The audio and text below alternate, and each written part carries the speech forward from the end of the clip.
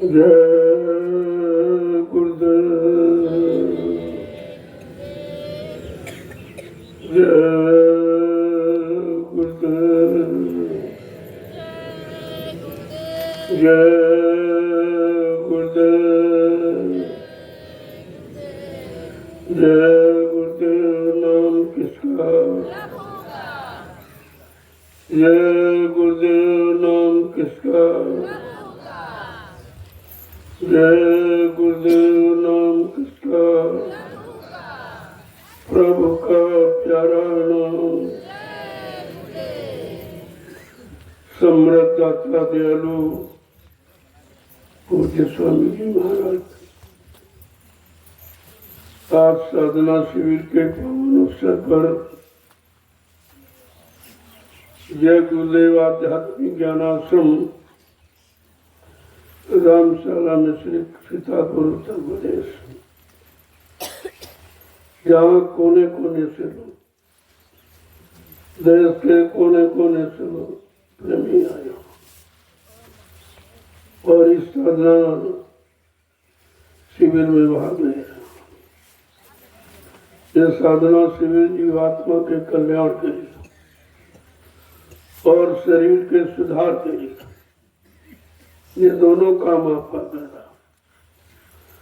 शरीर का सुधार कर रहा, मन का भी सुधार कर रहा और जीवात्मा का उद्धार कर रहा। ऐसे अवसर कभी कभी किसी किसी को सदगुरु की दया से मिलते, ये रोज हर हमेश नहीं मिलते। आप उसे दया को लेने पाने के लिए आए हो। दया लेने का तरीका कि आदेश हुक्म का पालन करना, अपनी मनमानी छोड़कर। तुमने आज तक मन का कहना माना है और उसी के कहने पर चले हो और फंस गए हो। अब निकलना बड़ा मुश्किल है। तो संत महापुरुषों ने कहा, रे भाई निकलना चाहते हो तो ये शैतान मन का कहना छोड़ो। सतगुरु कहे करो तुम सोई, तो मन के कहे चलो मत करो। अब इस भोगी रोगी मन का कहना मत मानो, तुमको भी रोगी भोगी बना देगा। अब धीरज से उसके कहने से अलग हो। जो सदगुरु तुम्हारे हित कल्याण के लिए आए हैं, तुम्हारे हित कल्याण की बात करते हैं, उनका कहना, उनके कहने के अनुसार चलो तो युगों युगों का घोड़ा बिछड़ा, तो तुम्हारा काम पूरा हो जाए और कहीं से बनने वाला नहीं है।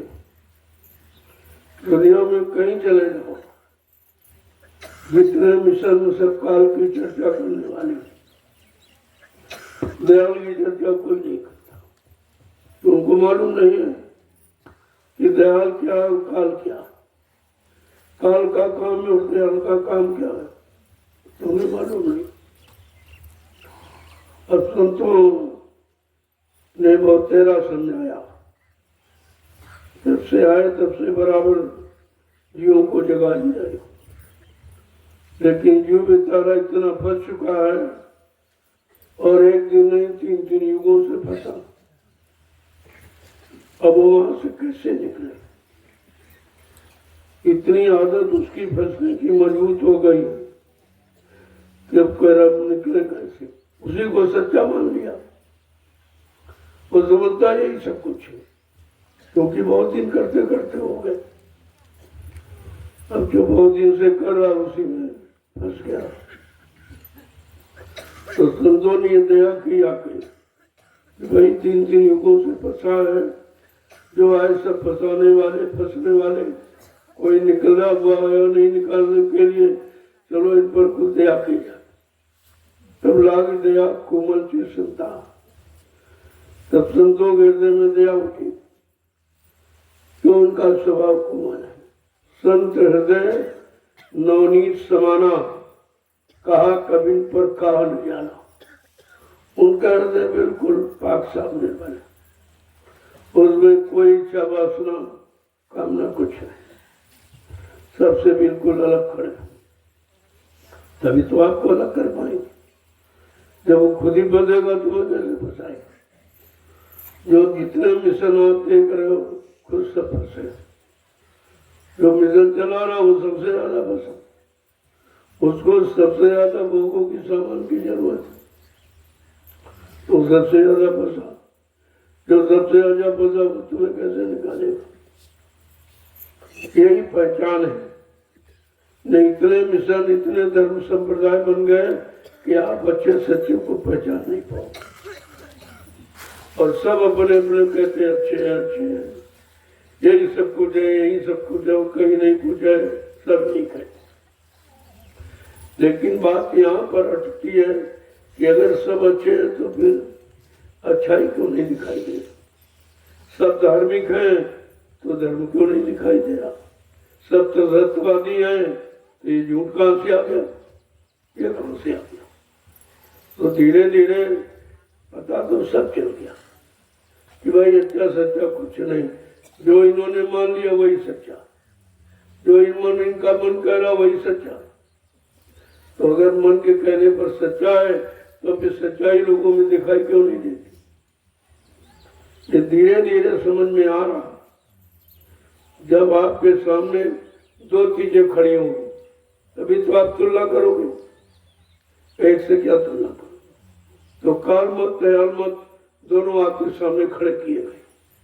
अब आप ये समझो कि काल की करनी क्या और दयाल की करनी क्या, तो समझ में आ जाएगा सब कि काल तो फंसाने वाला है, फंसाने का सामान दे रहा है, हमको फंसा के रखा। अब दयाल निकालने की बात करते, वो निकालने का सामान लेके आए, कहते तुम इसको छोड़ो ये पकड़ो। यही काल ने तुमसे कहा था। जब तुम्हारे पास सबको दयाल का सामान था तब काल ने कहा रहे फेंक इस सामान को, मेरे काल देश में आए हो मेरा सामान। आपने समझा कोई अच्छा सामान देगा, तो काल ने अपने देश का सामान दिया, अपने देश में रहने के लिए, फंसाने के लिए, अपना देश चलाने के लिए सामान दिया, और आपने लिया। उसका सामान क्या है कि झूठ है, छल है, कपट है, हिंसा है, मारकाट है, ये सब है। ये सब उसका सामान।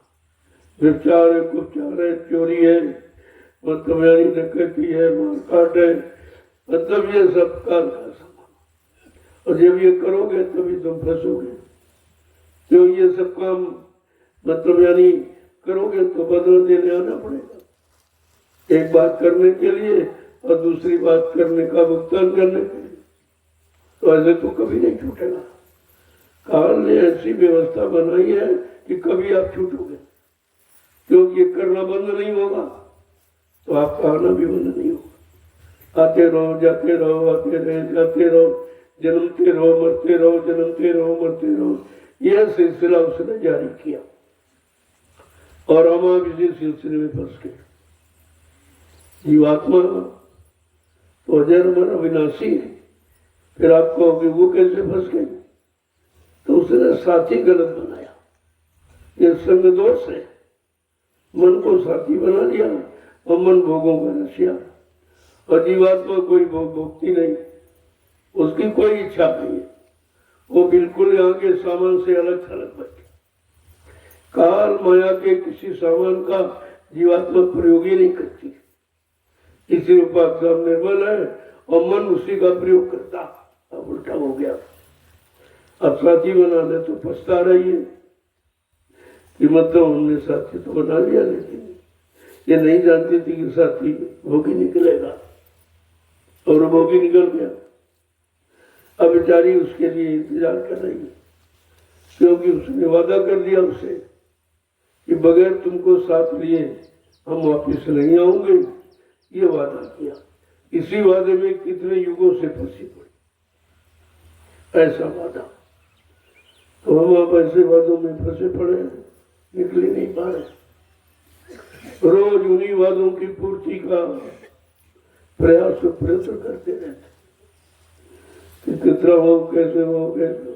ये नहीं देख पाते कि जो है उसी में फंसे हैं, और आप सामान मांगे और सामान बढ़ाने की इच्छा करते। ये हो जाए, एक मकान नहीं 2 मकान हो जाए, 3 हो जाए, मतलब नहीं 1 दुकान नहीं 10 दुकान हो जाए। ये सब क्या है? एक बच्चा नहीं 10 बच्चे हो जाए, फंस गए आप। जब एक बच्चे में फंसे तो 10 में हो जाना, 10 गुना फंसोगे। यह हिसाब नहीं लगा पाए कि जितना सामान है उतने से निकलना मुश्किल है, और सामान अगर मांगेंगे फिर कैसे निकलेंगे। यही फंसाव का कारण है। तो बेचारी जीवात्मा भी इसके चक्कर में, अब वो नीचे नहीं है। जब मनुष्य शरीर में दोनों आए तो जीवात्मा यहाँ पर रह गई, तो वो नीचे उतर गया, भोगों में फंस गया, इंद्रियों के गंदे सबसे ज्यादा काम में फंसा। काम ऐसा शत्रु है जो मारेगा और रोने नहीं देगा, घायल करेगा, घाव को ठीक नहीं होने देगा, ऐसा। इस काम शत्रु से ऋषि मुनि योगी महर्ष ब्रह्मचारी अवतारी सत्य ज्ञानी विज्ञानी कोई नहीं बच पाए। उसने सबको घायल किया। अब सदगुरु की दया हो जाए तो आप बच सकते हो।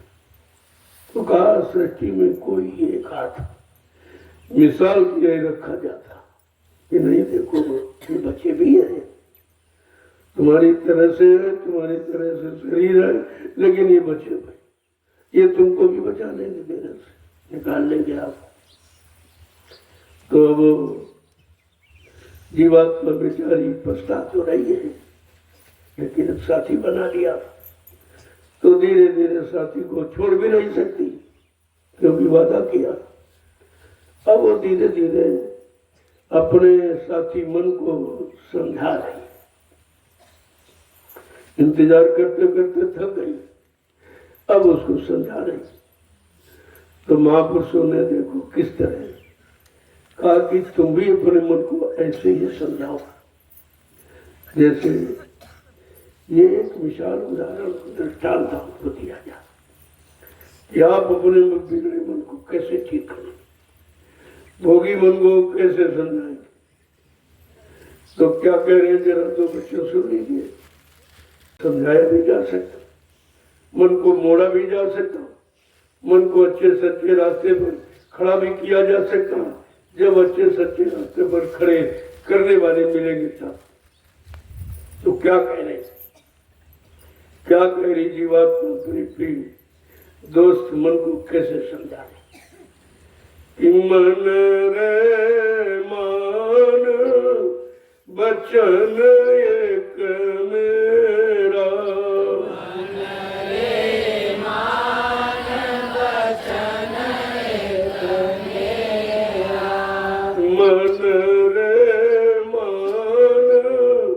बचन एक मेरा, मन रे मान बचन एक मेरा। बड़े प्यार से अपने मित्र मन को समझा रही है कि मैंने तुम्हारा सब कहना माना और तुम्हारा साथ नहीं छोड़ा, जबकि मेरा इससे कोई मतलब नहीं। तुम जिस करनी में फंसे हो, भोगों की करनी में मेरा कोई उससे वास्ता नहीं। न मैं भोग करती हूँ न मैं भोग, मेरा विषय है, फिर भी मैंने तुम्हारा साथ नहीं छोड़ा। अब तुम मेरी एक बात मानो, अभी तक तो नहीं कहा, अब तुम मेरा एक वचन मान लो, उस वचन से हम तुम दोनों का कल्याण हो। क्या वचन है कि मैं तेरी दासी जन्म जन्म की मैं तेरी दासी जन्म जन्म की। मैं तेरी दासी जन्म जन्म की मैं तेरी दासी जन्म जन्म की। तू हुआ स्वामी मेरा हुआ स्वामी मेरा। तू हुआ स्वामी मेरा हुआ स्वामी मेरा।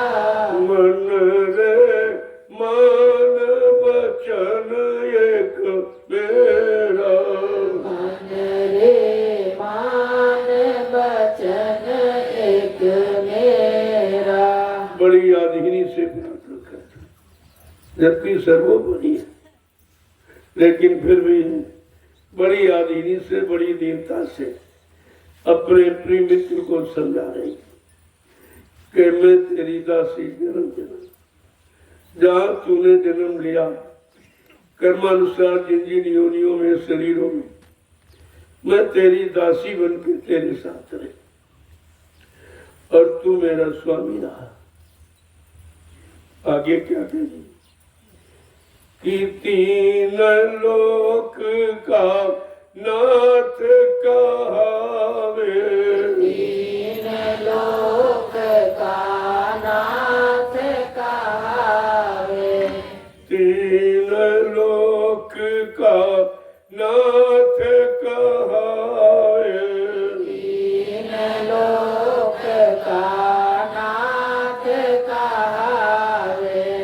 तीन देव तेरा चेहरा तीन देव तेरा चेहरा। मन रे मान वचन एक मेरा मन रे मान वचन एक मेरा। तू तो तीन लोग का मालिक था। आज क्या सब याद दिला रही है। जब तू काल माया के देश में नहीं आया था, भोगों में नहीं फंसा था, अपने तृप्ति धाम में था तो तीन लोग का मालिक था और तीन देव ब्रह्मा विष्णु महादेव तुम्हारे दास थे, तेरे कहने के अनुसार चलते थे। देख तेरी क्या महिमा थी। काल माया के देश में आकर जो भोगी का रोगी बन गया है तब तेरी क्या हालत होगी, ये सब याद दिलाएगी तब चेतेगा। आगे क्या कह रही है कि ऋषि मुनि सब पर हुकुम चलावे ऋषि मुनि सब पर हुकुम चलावे। ऋषि मुनि सब पर हुकुम चलावे ऋषि मुनि सब पर हुकुम चलावे। जति सती सब घेरा जति सती सब घेरा। मन रे मान वचन एक मेरा मन रे मान वचन एक मेरा। ऋषि मुनि पर सब तेरा हुक्म सब तेरा आदेश मानते थे, तेरे अनुसार चलते थे और जति जति सब तेरे घेरे में थे, तेरे अनुसार चलते थे, सब तेरा कहना मानते थे, तू सबका मालिक था। लेकिन आज काल माया के देश में आकर भोगों में फंसकर तेरी क्या हालत होगी। आगे क्या कह रहे हैं, तेरे बस सुर नर मुनि जोगी तेरे बस सुर नर मुनि योगी। तेरे बस सुर नर मुनि योगी तेरे बस सुर नर मुनि योगी। न टारा, कोई तेरा हुक्म न टारा। मन रे मान वचन एक मेरा, मन रे मान वचन एक मेरा। आज जितने सुंदर मुनि हो सब तेरे अधीन थे, तेरा कहना मानते थे, तेरा हुक्म बजाते थे, और ये कोई तेरे हुक्म को टालता नहीं, ऐसी तेरी महिमा थी। लेकिन आज तेरी क्या हालत हो गई इस काल माया के देश में, ये भोगों में फंसकर तूने अपनी क्या हालत बना रखी कि जिसे चाहे तिस जगत फसाए, जिस चाहे तिस जगत फसाए। जिस चाहे तिस जगत फसाए, जिस चाहे तिस जगत फसाए। और चाहे तिस करे निबेरा, और जिस चाहे तिस करे निवेरा। मन रे मान वचन एक मेरा, मन रे मान वचन एक मेरा। तुझे इतना अधिकार था जिसे चाहे फंसाए जिसे चाहे निकाल दे, ये भी अब तू खुद ही फंसा। तेरे पास वो शक्ति ताकत थी जब तू अपने धाम में था, और जिसे चाहे उसे निकाले, जिसे चाहे उसे फंसा दे, और अब तू खुद ही फंसा पड़ा। अब तेरी क्या हालत, तुझे कौन निकालेगा? क्या कह रहे हैं कि ऐसी महिमा सुनी तुम्हारी, ऐसे महिमा सुनी तुम्हारी।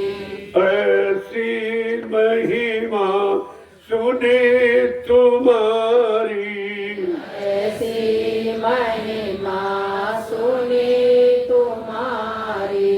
ताते तुम पर करुणी हो रहा, आते तुम पर करुणी हो रहा। मन रे मानो वचन एक मेरा, रे मान वचन एक मेरा। जीवात्मा सूरत रूप क्या कह रही है अपने प्रेमत से? मैंने ऐसी तुम्हारी महिमा सुनी कि तुम जब अपने धाम में थे, सब ऋषि मुनि योगी और तीन देव ये सब तुम्हारा कहना मानते थे, सब तुम्हारे अनुसार चलते थे।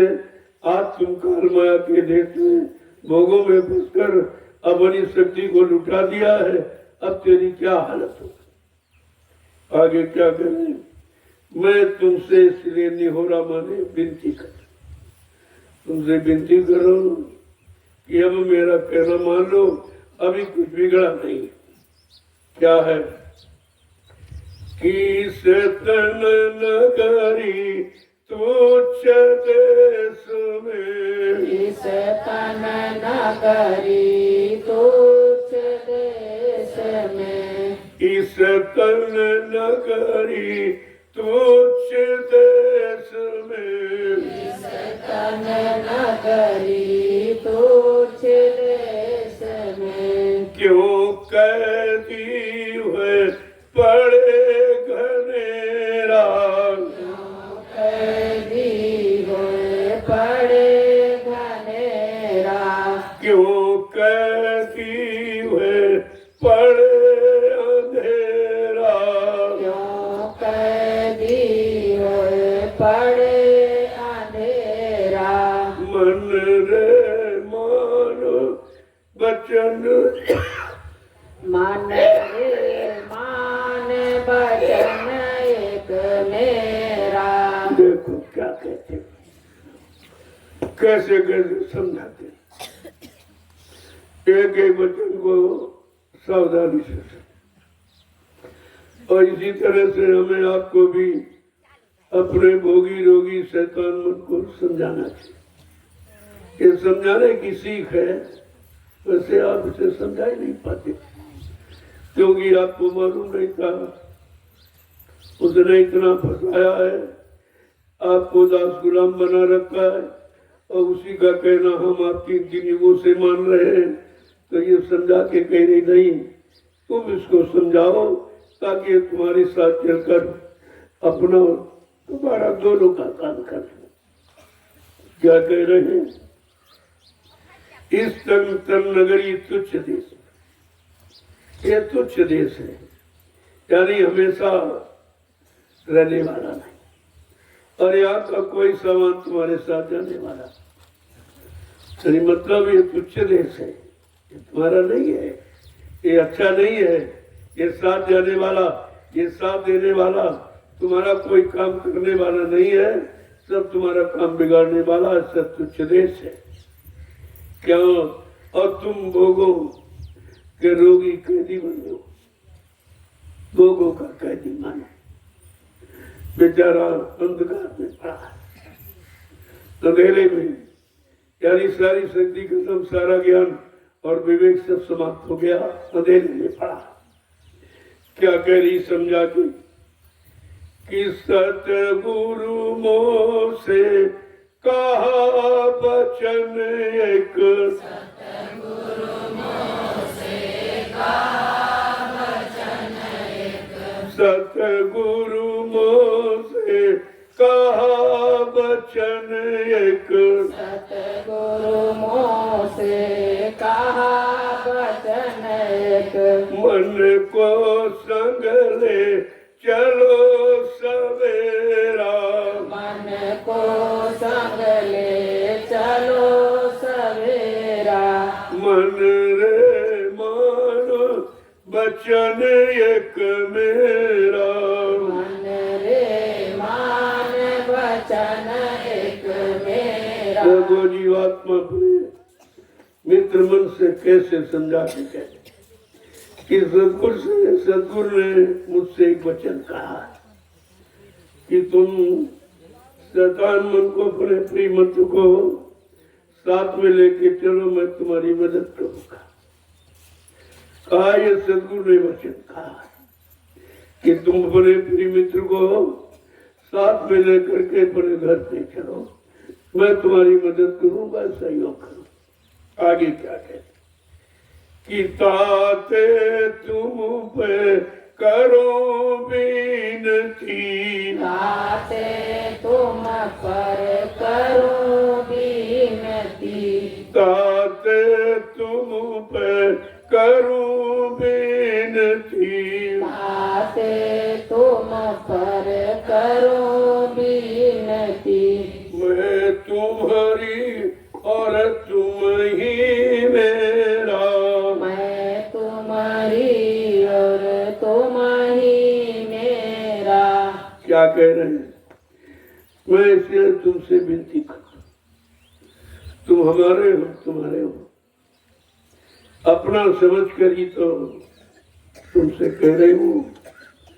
चलो, सदगुरु स्वामी ने हमसे एक वचन कहा था कि मन को साथ में लेकर के तुम दोनों पर घर चलो, मैं तुम्हारा सहयोग करूँ। आगे क्या कह रहे कि इंद्रिय द्वार विषय रस त्यागो, इंद्रिय द्वार विषय रस त्यागो, इंद्रिय द्वार विषय रस त्यागो, इंद्रिय द्वार विषय रस त्यागो, करो अभी सुलझेरा, करो अभी सुलझेरा, मन रे मान वचन एक तेरा, मन रे मान वचन एक मेरा। आज जो गंदा शरीर विषयों का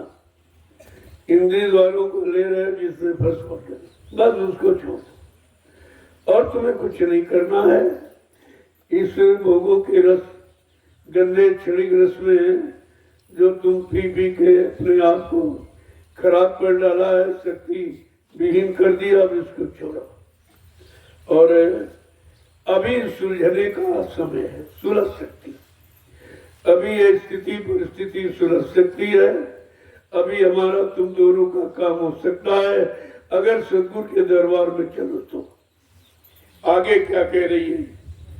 तुम सा संगी और न कोई, तुम सा संगी और न कोई, तुम सा संगी और न कोई, तुम सा संगी और न कोई, हम तुम्हारी और तुम ही मेरा, मैं तुम्हारी और तुम ही मेरा, मन रे मानो बचन एक मेरा, मन रे मान बचन एक मेरा। तुम्हारे जैसा मेरा और कोई साथी नहीं, और मेरी जैसी तुम्हारी कोई दासी नहीं। हमारा तुम्हारा मेल है, हमने तुमसे वादा किया है बिना तुमको साथ लेकर वापस नहीं चलोगे। अब वो समय आ गया है, मेरी बात मान लो और अभी ये काम सुलझ सकता है। आगे क्या कह रही है कि मुझे दासी का कहना मानो, मुझे दासी का कहना मानो, मुझे दासी का कहना मानो, मुझे दासी का कहना मानो, गगन मंडल चढ़ बांधो डेरा, गगन मंडल चढ़ बांधो डेरा, मन रे मान बचन एक मेरा, मन रे मान बचन एक मेरा। मेरी जैसी दासी का अब कहना मानो। चलो हम तुम दोनों गगन मंडल, यानी जहाँ घर जाने का रास्ता है, मुकाम अपना, वहां पर डेरा डाल। कितने दिनों से डेरा अपने काल माया के देश में डालकर फंस गए। अब यहाँ से निकलो और अपने असली घर में डेरा डाल। आगे क्या कह रही है कि जैसे थे तैसे फिर वही हो, जैसे थे वैसे फिर हुई हो, जैसे थे वैसे फिर वही हो, जैसे थे वैसे फिर हुई हो, क्यों दुख सुख यहाँ सब घनेरा, क्यों दुख सुख यहाँ सहो घनेरा, मन रे मान बचन एक मेरा, मन रे मान बचन एक मेरा। मेरी बात मान लो, अपने घर की तरफ चलो, फिर जैसे थे वैसे हो जाओगे। ये गंदगी सब यही छूट जाएगी, फिर जैसे पाक साफ थे वैसे हो जाओ। लेकिन मुद्दासी का कहना मानो। अब चलो, चलने की तैयारी करो। और मतलब यानी क्यों यहाँ अपार दुख सुख के चक्कर में कष्ट सह रहे हो, कैदी बने पड़े हो, मतलब यानी दुख सह रहे हो। आगे क्या कह रही समझा कि सतगुरु पूरे वेद बताया, सतगुरु पूरे वेद बताया, सतगुरु पूरे वेद बताया, सतगुरु पूरे वेद बताया, मन को संग ले चलो सवेरा, मन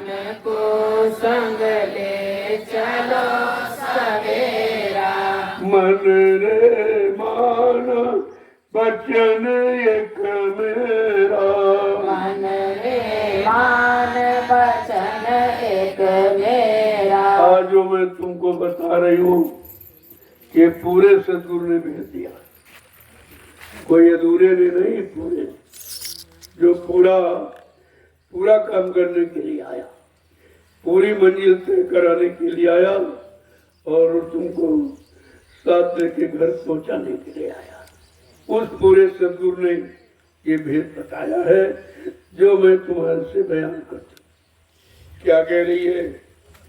मन को संग लेकर चलो सवेरा, अभी वक्त है, मन को साथ में ले लो और चलो, ये काम तुम्हारा हो जाएगा, मैं सहयोग कर दूंगा। ये पूरे सदगुरु का वादा बता रही। आगे क्या कह रही?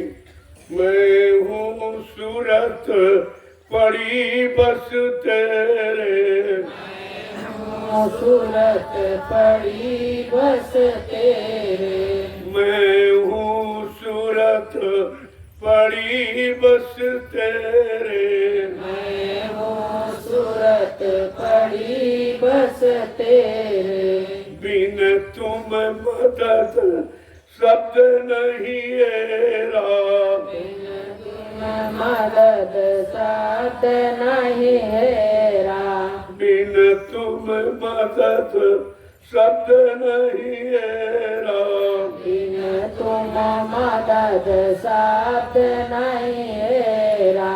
मन रे मान बचन एक मेरा, मन रे मान वचन एक मेरा। मैं जीवात्मा तेरे बस, क्योंकि मैंने तुझसे वादा किया, उस वादे की वसीभूत हो गई कि मैं झूठ बोल नहीं सकती, वादे से खिलाफ हो नहीं सकती, लिहाजा बिना तुझे साथ ले जा नहीं सकती।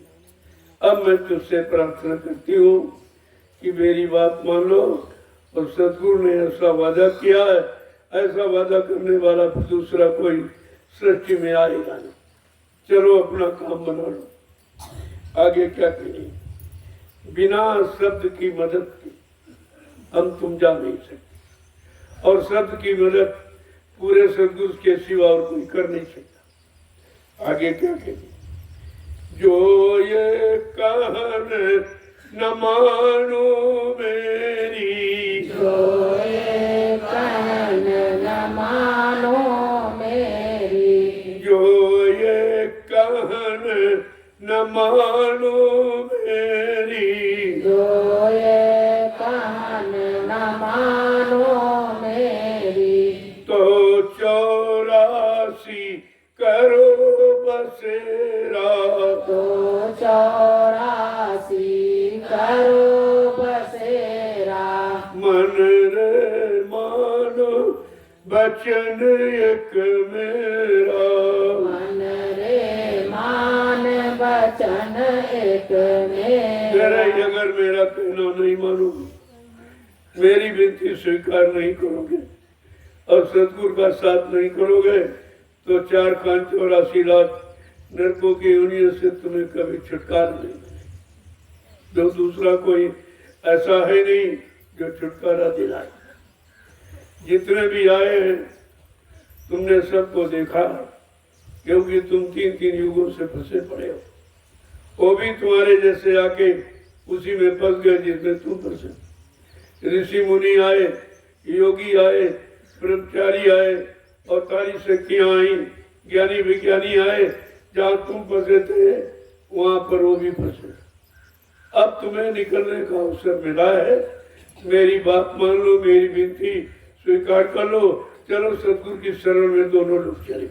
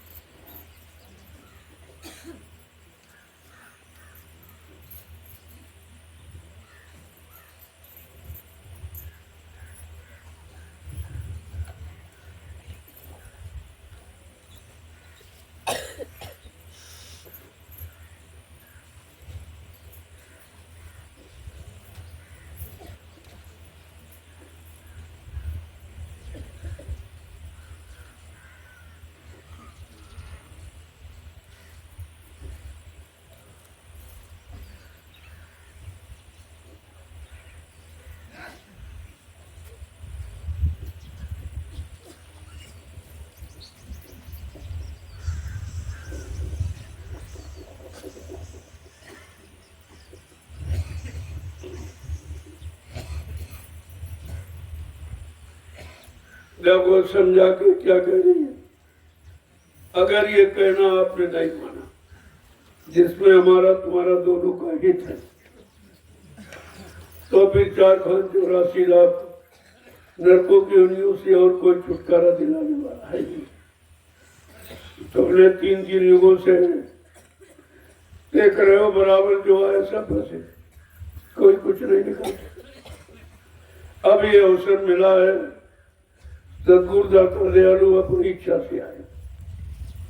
जब देखा कोई निकालने वाला नहीं, सब फंसने वाले, तो अपनी इच्छा से आए हैं, हमारे तुम्हारे कल्याण के लिए आए।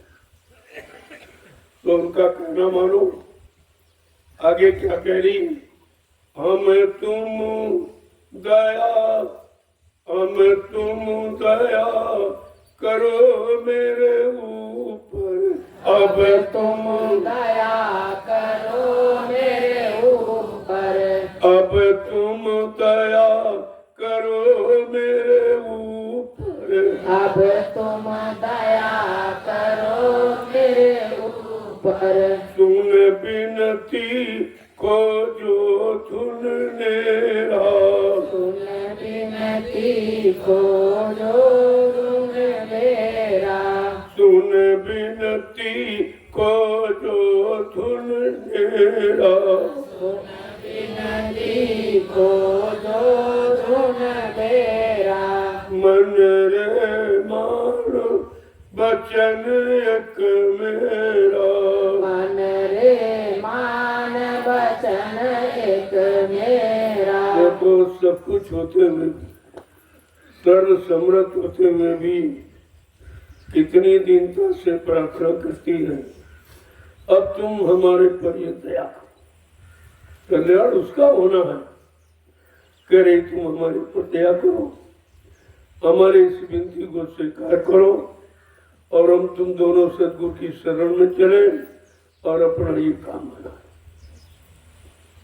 आगे क्या कहें, हम तुम दोनों चढ़े अधर में, हम दोनों चढ़े अधर में, हम तुम दोनों चढ़े अधर में, हम तुम दोनों चढ़े अधर में।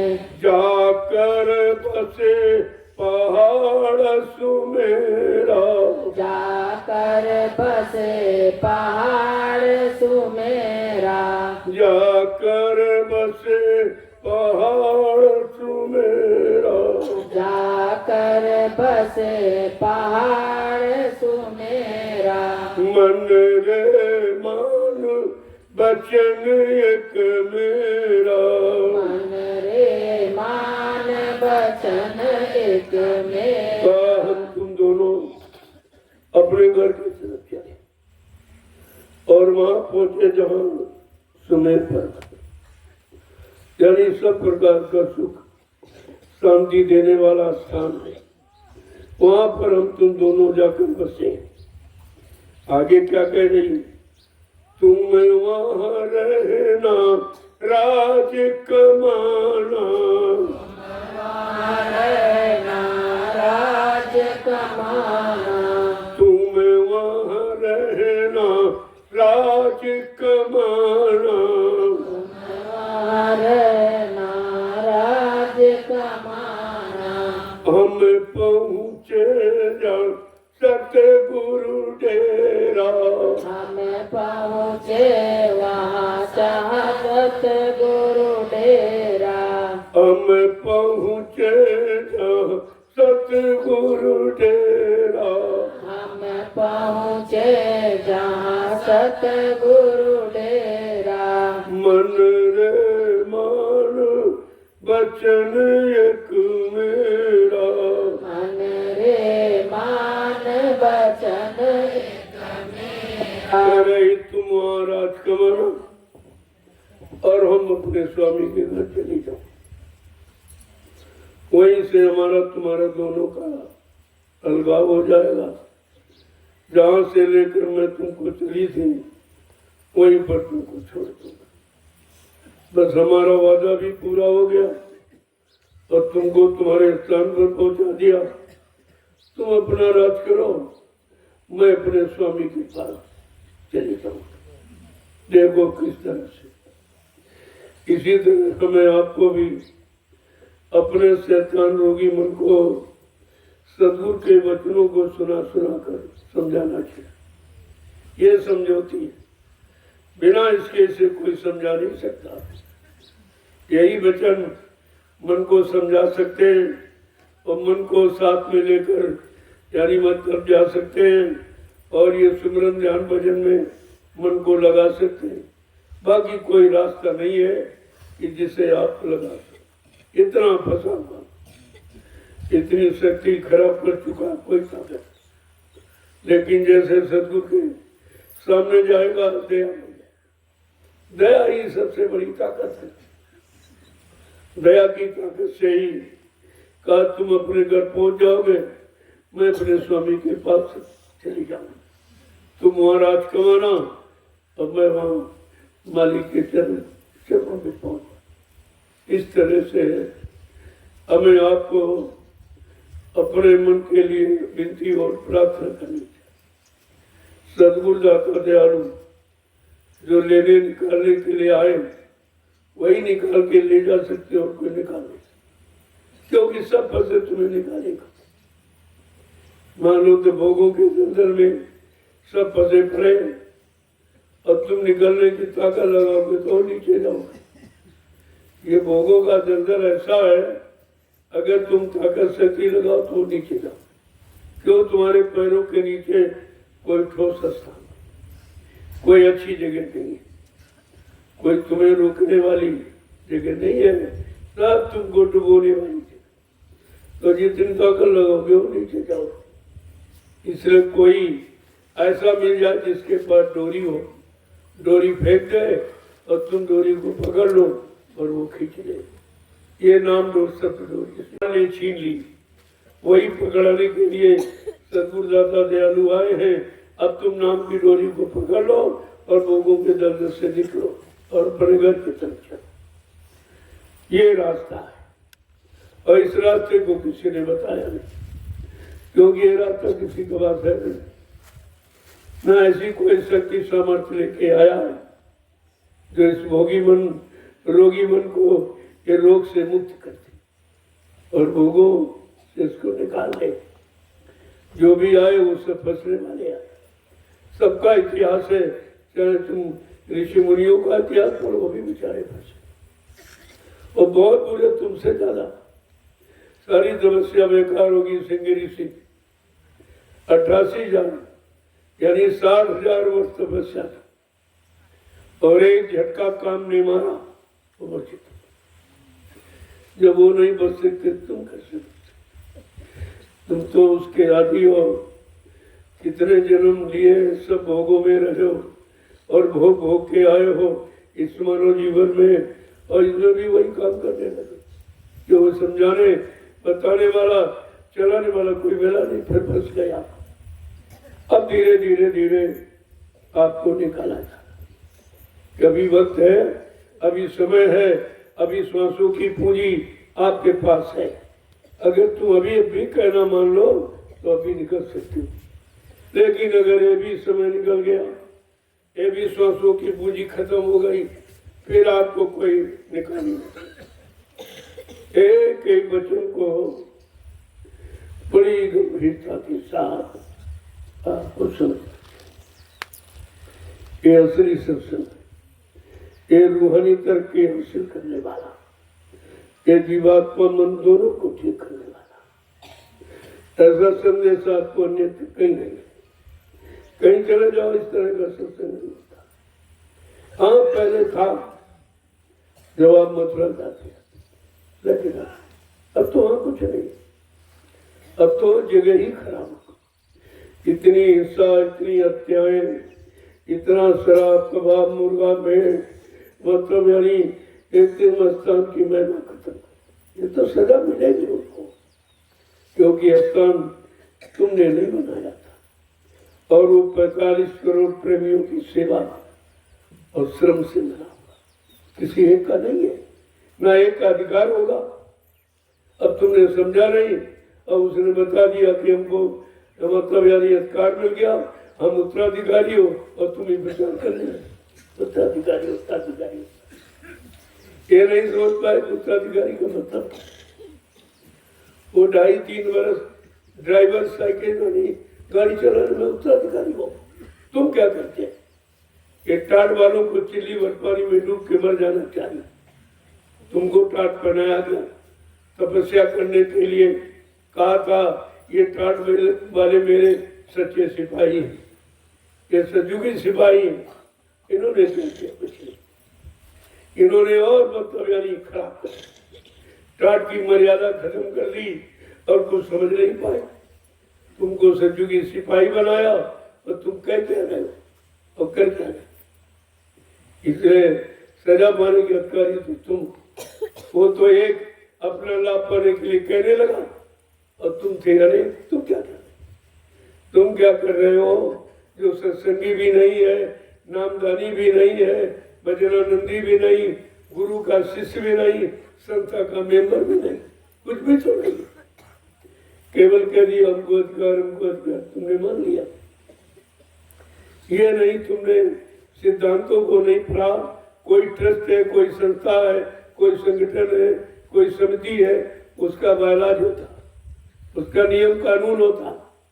अगर तुम पढ़ लेते कि ड्राइवर संस्था का व्यक्ति नहीं होता, वो तो प्राइवेट नौकर होता, चाहे हटा दो दूसरा रख लो, क्योंकि वो तनख्वाह लेता और संस्था के व्यक्ति सेवादार होते, कोई तनख्वाह नहीं।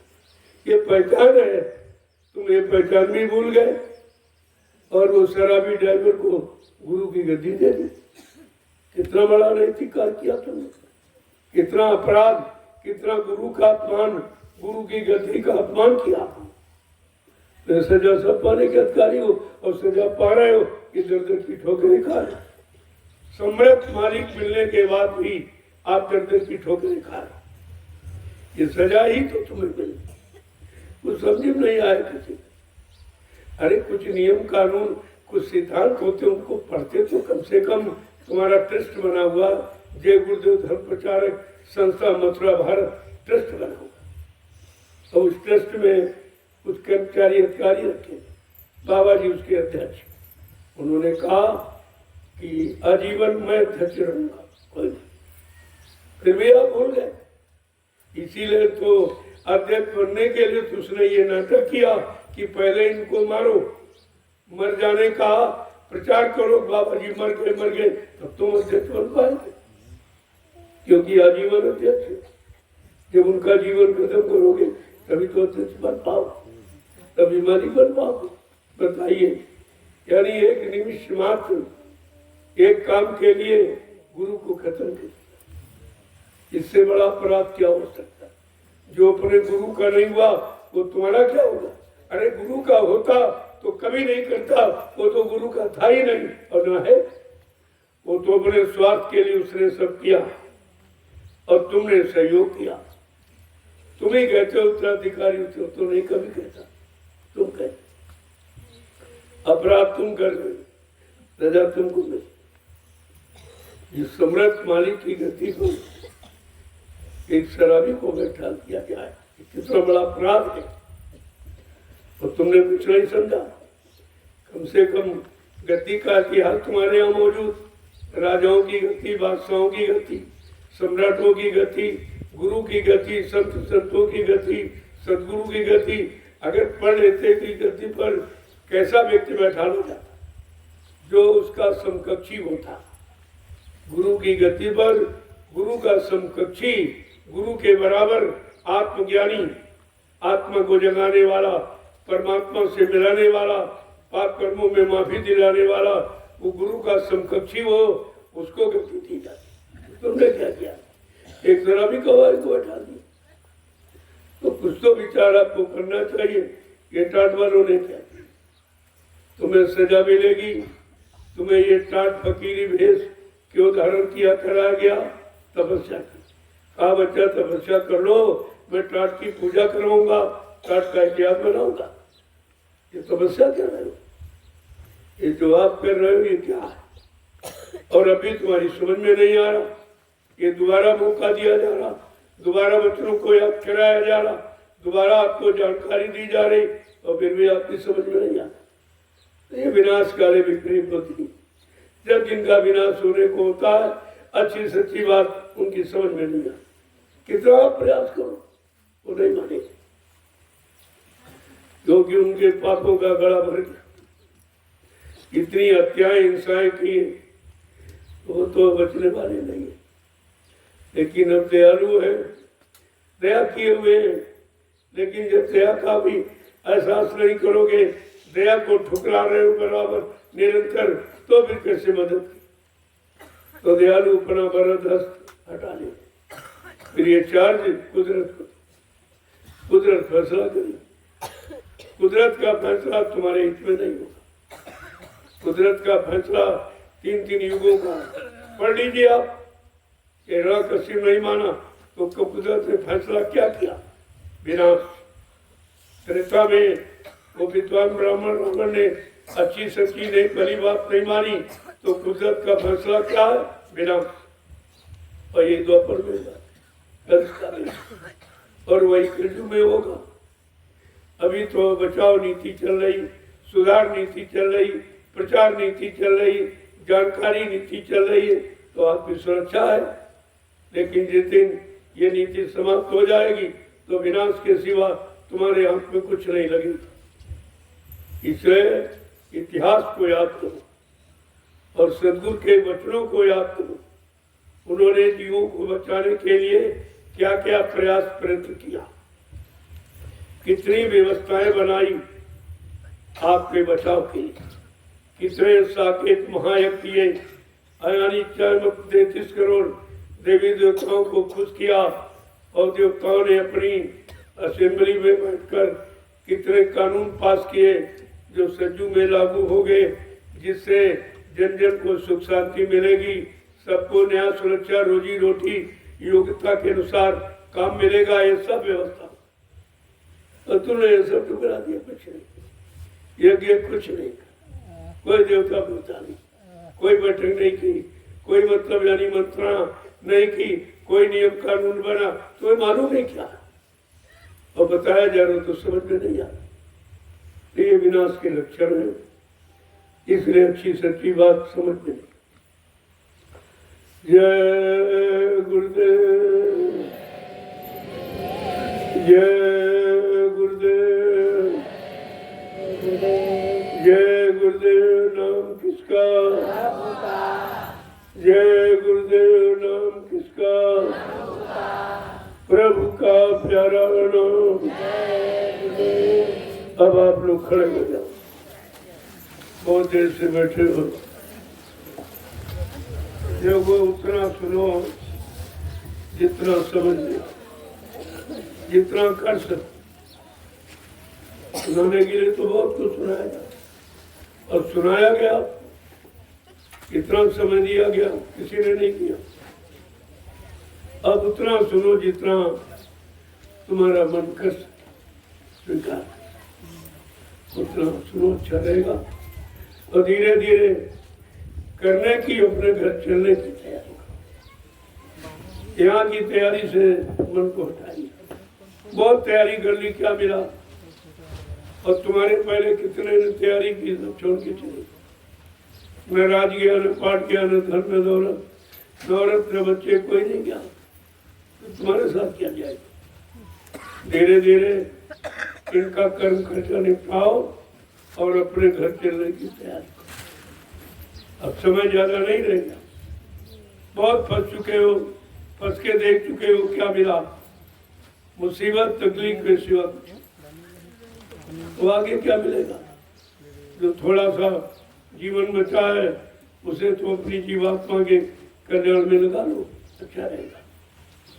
यही सीख शिक्षा सबने दी है और आज उन्हीं संत महापुरुषों के वचनों को आपके कान तक पहुंचाया जा रहा है कि तुम भी अपना बचाव कर लो, तुम भी बच करके यहाँ से धीरज से निकलो, अपने घर की तरफ चलो।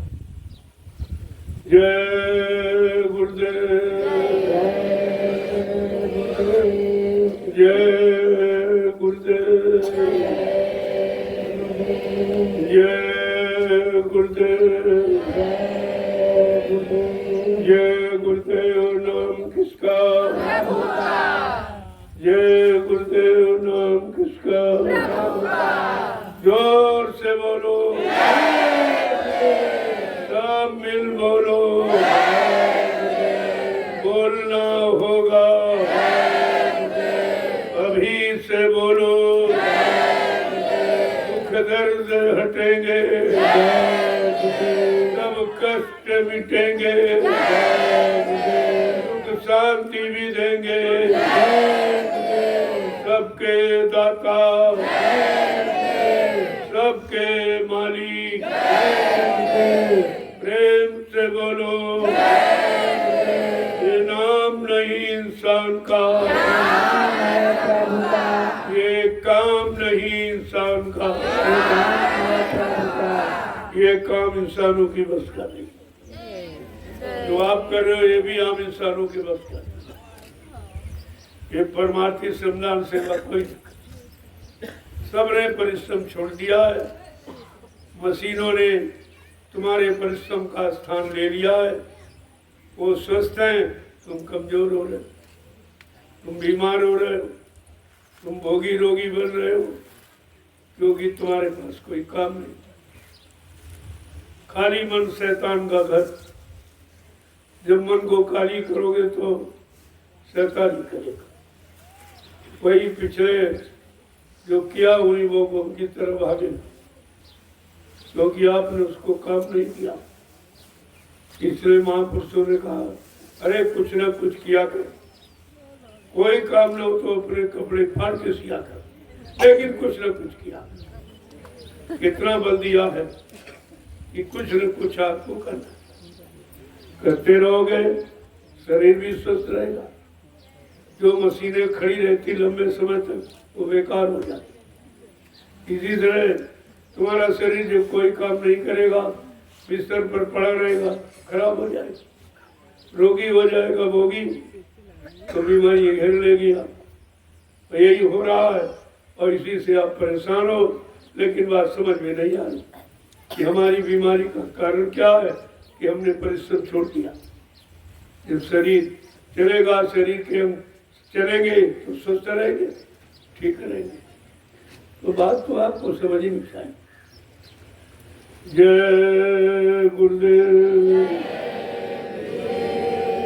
अब आप लोग धीरे धीरे अपनी अपनी सेवाओं में, ताकि धूप न हो, पहले थोड़ा काम करो। धूप हो जाता बंद कर दे, साफ। लेकिन जब तक तुम्हारे से किए हो, क्योंकि जितनी जलियां बढ़ा डालोगे उतनी माला, उसको लाभ आपके साथ है। इसीलिए प्रेमी जल्दी उठते जल्दी जाते सेवा में लग जाते। जिनको ज्यादा नींद आती है वो सत्संग में नहीं, वो सेवा में चले। कि सत्संग भी नहीं सुन पाएंगे, नींद हमको तंग करेगी, चलो सेवा करो। सेवा में नींद नहीं आती।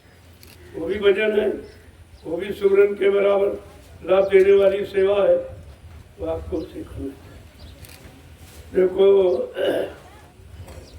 जो रामशाला में प्रेमी सेवा कर, जो राजमिस्त्री कर रहे, आप जल्दी से उसे, ताकि उसका उद्घाटन समारोह यानी मतलब जन्माष्टमी के पावन अवसर पर हो जाए। समय ज्यादा नहीं है, आप जल्दी से करें।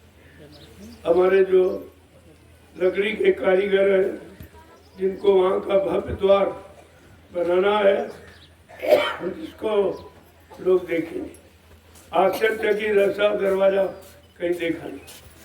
वो यहाँ पर तैयार करेंगे जल्दी से और वहाँ लगाएंगे, ताकि समय से उसका उद्घाटन हो जाए। दरवाजे के बगैर वो महल आपका सुना, वो भव्य गेट जो आप तैयार कर रहे हो, बगैर उसके आपका ये महल सुना। और उसमें जो भी मतलब यानी पाई पुताई जो आपको करना है, जल्दी से शुरू करो, ताकि वो तैयार हो जाए और समय से उसका उद्घाटन हो। जो लोग सुनेंगे, क्योंकि ये यूट्यूब पर डाल दिया गया और सब देख रहे कि भाई उद्घाटन का चलो इसमें नहीं जा पाए तो उद्घाटन में जरूर जाए। उद्घाटन समारोह विधिवत वेद मंत्रों के द्वारा वहाँ होगा और मतलब उस महल को पाक साफ यानी पवित्र किया जाएगा और फिर क्षेत्रवासियों को भोजन प्रसादी दी जाएगी। भंडारे वाले अपना सामान तैयार रखें। आपको एक अवसर क्षेत्रीय सेवा का मिल जाए।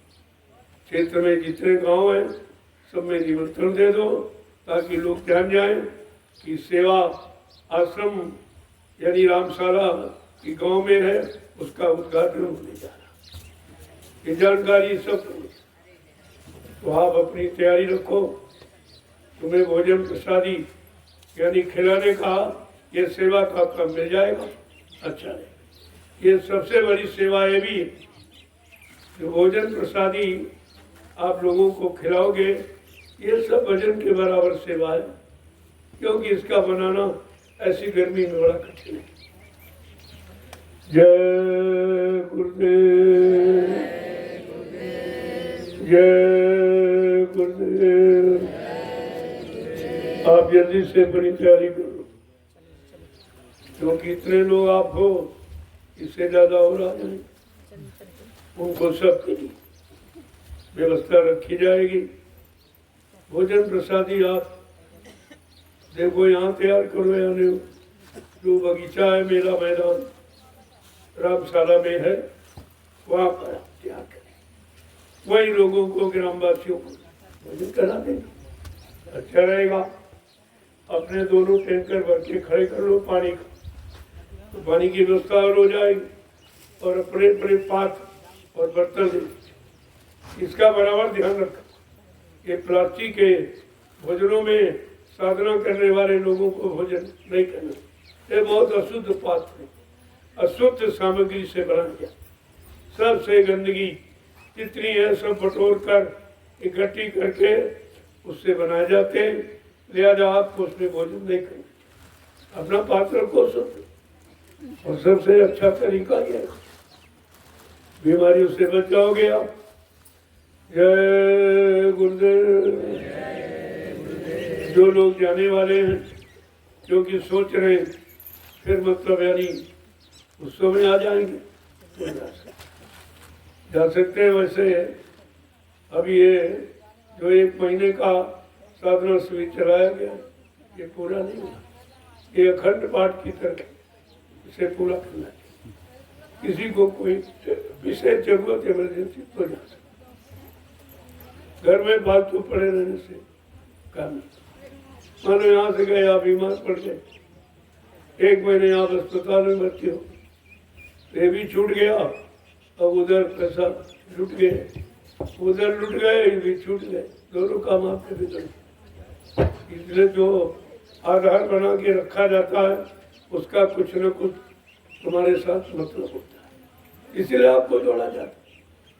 कोई न कोई लाभ आपको मिलना होता है, और किसी न किसी दुर्घटना यानी इससे आपको बचाना होता है, तो आपको इधर रोक लिया जाता है कि रोक जाओगे वो समय घड़ी खराब चल जाएगी, आप बच जाएंगे। तो एक तरह से नहीं, तमाम तरह से आपको लाभ देने के लिए कोई न कोई आयोजन, कोई न कोई सत्संग, कोई न कोई आध्यात्मिक व्यवस्था आपके हित के लिए जरूर रखी जाती। अब ये बेचारे समझ नहीं पाते, मन के कच्चे हैं, और मन कहता नहीं चलो चलो धंधा बिगड़ जाएगा, दुकान उजड़ जाएगी, ये हो जा रहे, कुछ नहीं होगा। जब तक यहाँ रहोगे कुछ बिगड़ने वाला नहीं। जो बनेगा तो यहाँ से बनेगा, तुम घर में रहकर भी नहीं बना सकते।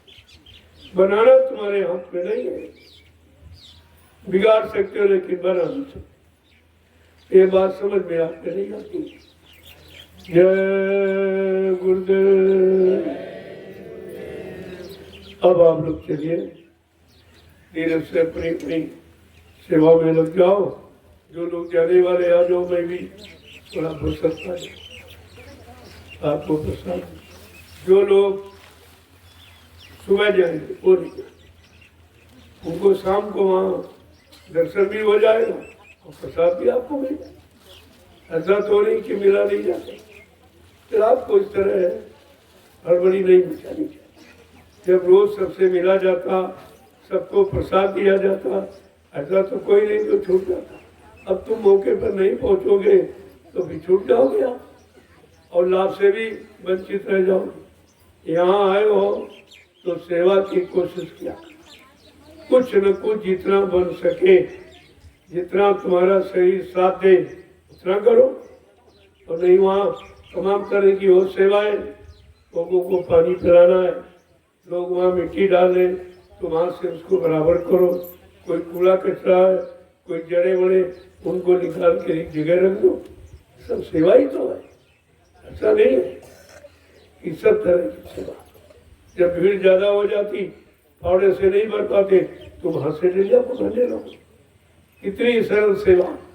अब जो बहाना करते उनके लिए तो लाख बांधी, और जिनको करना उनके लिए कोई बहाना, वो सब कुछ छोड़कर सेवा में लग जाओ। जय गुरुदेव। अब आपके लिए लोगों अपनी देख रेख, अपनी जमीन की और जमीन पर जो पेड़ पौधे उनकी देख रेख बहुत जरूरी। क्योंकि कुछ लोग ये अनावश्यक ये व्यवस्था का दुरुपयोग, ये अच्छा नहीं है, उनके लिए भी अच्छा नहीं है। ये भी एक हत्या के बराबर। अगर एक पेड़ काटते हो तो 4 लगाओ तो ठीक है आपका काट, लेकिन काटना कुछ नहीं, काट लगाना कुछ नहीं, काटना ये तो भाई पाप है।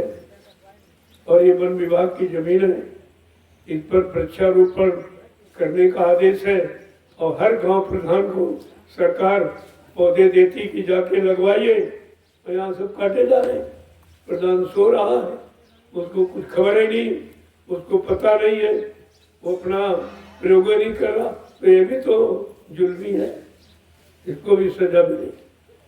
अगर वन विभाग को एक एप्लीकेशन दे दी जाती है, सब फंस जाए, ये सब बच जाएंगे, सब जेल चलेगी। इनको भी मालूम नहीं है क्योंकि शुरू से कर रहे हैं और कोई ऐसा यहाँ आया नहीं जो इनको बताता। मैं तो इनको बताता हूँ, इनके बचने का साधन उपाय भी बताता हूँ। मैं कोई फंसाने की बात थोड़ी करता हूँ। लेकिन पेड़ छाया के लिए और फल के लिए होता है। आप छाया नहीं बना सकते तो कुदरत की बनाई छाया का आप दुरुपयोग भी नहीं कर सकते। ये भी आपको अधिकार नहीं है। पेड़ काटने का अधिकार तो किसी को है ही नहीं, वो बड़ी सजा है, लेकिन ये शासन मिल लेता है। ये भी पैसे खा रहे इसलिए नहीं कहते कुछ, क्या हमें मालूम नहीं, और इनकी भी नौकरी चली जाएगी। अगर मैं खड़ा हो जाऊं तो इनकी भी नौकरी चली जाएगी। लेकिन मैं ऐसा कोई काम नहीं करना चाहता कि आपके बाल बच्चों की कोई तकलीफ हो, लेकिन तुम्हें ये काम सतर्कता के साथ करना चाहिए। ये पेड़ वृक्षारोपण, वृक्ष लगाओ, हर जगह दीवारों पर लिखवाया सरकार ने, और तुमने लिखा है और लिखवाया है, लेकिन पालन कुछ नहीं। ये प्रधान की जिम्मेदारी कि तुम्हारे कार्यकाल में, तुम्हारे क्षेत्र में वृक्षों का लगाना, तुम्हें सरकार वृक्ष देती कि जाओ लगवाइए, और तुम्हारे यहाँ काटे जा रहे और तुम सो रहे हो। कि गफलत की नींद छोड़ो और इस पर विचार करो। कि हम कोई अगर विचार करेंगे तो आपको तकलीफ हो जाए। वही काम मेरा नहीं है, लेकिन मैं ऐसा अनैतिक कार्य भी तो अपनी उपस्थिति में नहीं होने दूंगा। ये भी तो मेरा फर्ज है, मेरा कर्तव्य है कि सब लोग देखो आते पेड़ लगाते। अभी भलारी बाबा आए थे, उन्होंने हमारे यहाँ 5 पेड़ लगाए। अरे इन्हीं की मान लो, चलो किसी की न मानो तो इनकी मानो। ये जहाँ जाते पेड़ लगाते हैं आदमी, उनका सिद्धांत है पेड़ लगाना, और तुम्हारे इनका सिद्धांत पेड़ काटना। ये सब क्या, क्यों ऐसा अनैतिक कार्य करते हो? तुम्हारे कमाने के लिए बहुत साधन, वो करो और इससे कभी बरकत नहीं। पेड़ काटने वाला, ये काट छाट करने वाला कभी भी खुशहाल नहीं रहता। ये खुशहाल नहीं रह सकता, क्योंकि ये खुशहाली और मतलब यानी दुख तकलीफ मिटने वाला एक काम ही नहीं है। इससे तो परेशानी और तकलीफ और आएगी। भुखमरी तुम्हारी और बढ़ेगी, लेकिन तुम्हारी बात समझ में नहीं आती। किसी ने आज तक रोका नहीं है, तुम्हें समझाया नहीं। मैं आपको सलाह देता हूँ कि आप ये काम बंद कर दो, कोई काम करो, आपको बरकत मिलेगी, लेकिन इस काम से बरकत नहीं है। जो है वो भी तुम्हारा चला जा रहा, लेकिन होश नहीं आपको आ रहा। तो रोका इसलिए जा रहा कि आपकी परेशानियां रुक जाए, आगे आने वाले दुख तकलीफ तुम्हारे रुक जाए, इसलिए आपको रोका जा रहा। लेकिन तुम ये रोकना समझते नहीं हो, तुम अनैतिक समझते हो कि हमको रोका जा रहा। जय गुरुदेव। प्रधान को सूचना दे दो कि तुमको जो सरकार ने आज तक पौधे दिए हैं वो हिसाब तुम्हें देना पड़ेगा। कहाँ कहाँ तुमने लगवाए, कहाँ कहाँ उनके तुमने सुरक्षा की। तुमने जितने लगवाए नहीं उससे ज्यादा तुम्हारे शासन में ये पेड़ काटे जा रहे। इसको ध्यान में रखिए, ये तुम्हारे लिए भी कठिन रास्ता हो जाएगा। आगे समय आ रहा, आपको भी माफी नहीं मिलेगी, क्योंकि आपको सरकार ने पेड़ लगाने की जिम्मेदारी दी है और तुम लगाए नहीं, उससे ज्यादा कटवा रहे हो और कुछ कहते नहीं हो। ये तुम्हें रोकना चाहिए। ये वन विभाग है किसी का, और वैसे सरकार इसको बचाने का, प्रयोग करने का अधिकार है। आप इस पर कोई इमारत बनाने का अधिकार नहीं है, इस पर कोई फसल बोने का अधिकार नहीं है, इसको उस पर वृक्ष लगाने का अधिकार, वो तो लगाना चाहिए आप। तो मैं तो देख रहा हूँ कोई नहीं लगा रहा। एक भी पेड़ आपने लगाया नहीं और हजारों की संख्या में काट डाले। ये अपराध नहीं है, ये नियम कानून के खिलाफ नहीं है। तो जब आपको अच्छी सच्ची बात बताई जा रही वो समझे में नहीं आती, उसे आप खिलाफत, आप आलोचना समझते। तो मैं सबको बता रहा, ये ग्राम प्रधान की जिम्मेदारी है, उनसे हिसाब लिया जाएगा।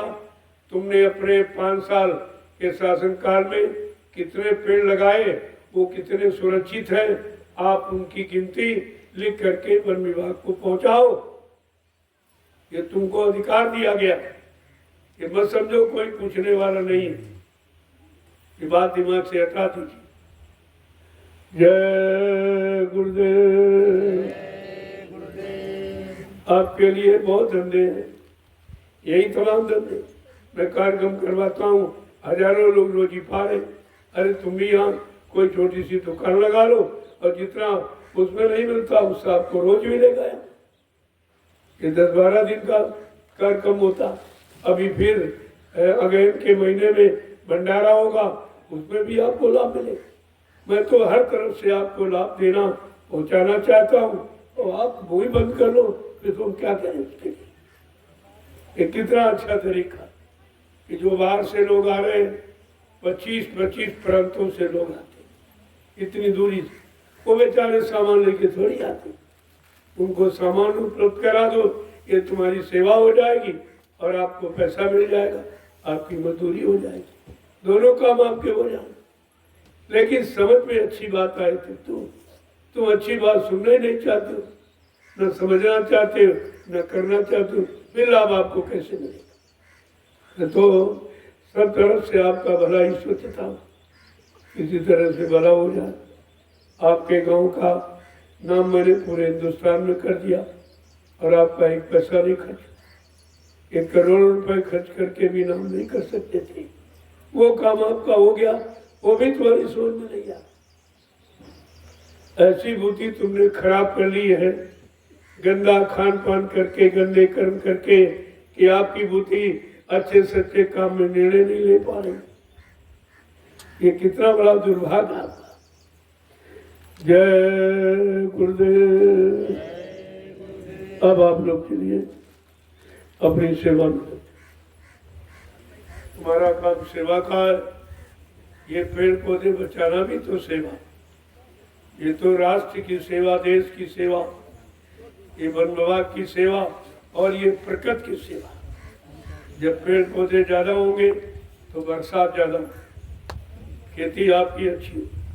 तो तुम ये सोचते समझते नहीं हो, तुम जितने इधर उधर कटवाने के चक्कर में मैं लगवाने आया हूँ, पेड़ों को लगवा रहा हूँ, तुम कटवाने के चक्कर।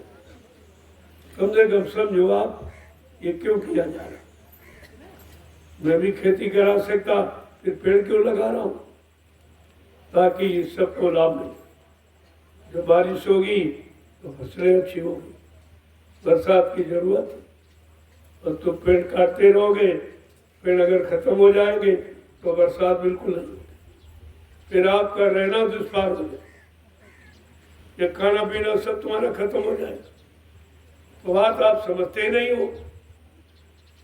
जब समझाई जाए तो उसको तो कम से कम सुनो तो ये क्यों कहा जा रहा। मैं कोई अपने लाभ के लिए कहूँ तो मत मानो, जिसमें तुम्हारा लाभ है उसको तो मानो आप। जय गुरुदेव।